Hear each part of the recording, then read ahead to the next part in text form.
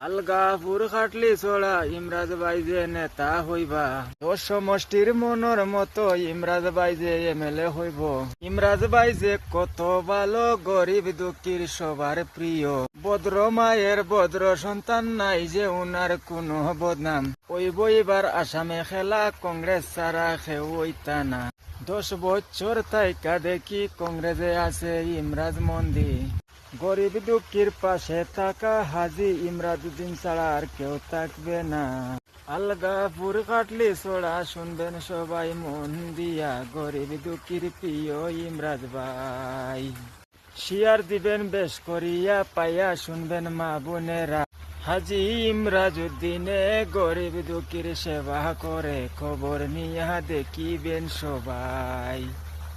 এই কানে শেষ করিলাম, ভুল হইলে ক্ষমা চাইলাম, ছোট বড় সবার কাছে ভুল